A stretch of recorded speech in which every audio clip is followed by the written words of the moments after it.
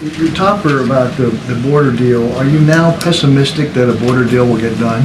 No, we're not pessimistic at all. I mean, look, the conversations in the Senate with Republicans and Democrats that's been going on for about 2 months now, we believe have been going in the right direction. They've been productive. I've said this before. The president says this. He's optimistic.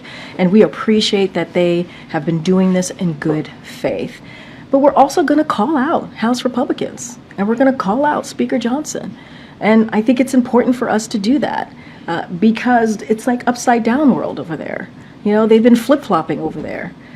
This is going to be a deal, if it is actually goes into law, that is, yes, going to be tough, but it's also going to be fair. It is a bipartisan agreement. That's how we move policy forward. That's how we move legislation forward on behalf of the American people. So we're always going to be very clear-cut and straightforward on how we see things. And so that's why we're going to call out what we're seeing with House Republicans. It is not in line. It is not in line with what they have been saying for years about what they wanted to see. The president has faced a lot of criticism in Michigan from the Arab American community.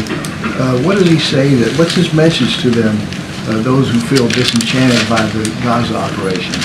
So a couple of things. Obviously, as Amr was asking me, tomorrow he's going to be going to Michigan. It's going to be a political organized trip that is going to be done by the campaign. So any itinerary or pieces like that are related to that particular trip, the campaign could answer to that more broadly, obviously. But what I would want to say is that the president has met with Americans with varying opinions about the conflict that we're seeing, sadly, in Israel and Hamas.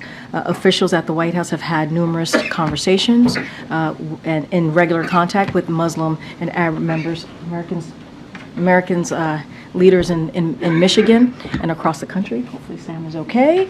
Get some water. Concerned for him. Look, the president's going to continues to believe that Israel has a right to defend himself. They have a right to defend itself as long as they continue. It is done in accordance of international humanitarian law. So we will continue to have those conversations with them. At the same time, he is heartbroken by the suffering of innocent Palestinians. That is,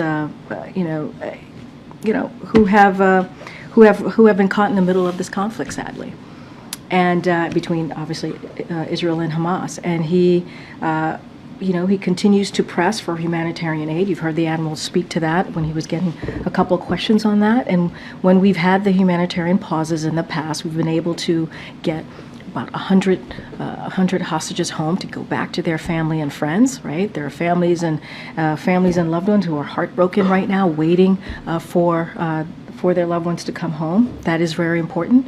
And also to make sure we get that much needed humanitarian aid into Gaza. And so this is what this administration has been doing around the clock, trying to get to another humanitarian pause so that we can get that much needed assistance into Gaza and get those hostages home to their loved ones.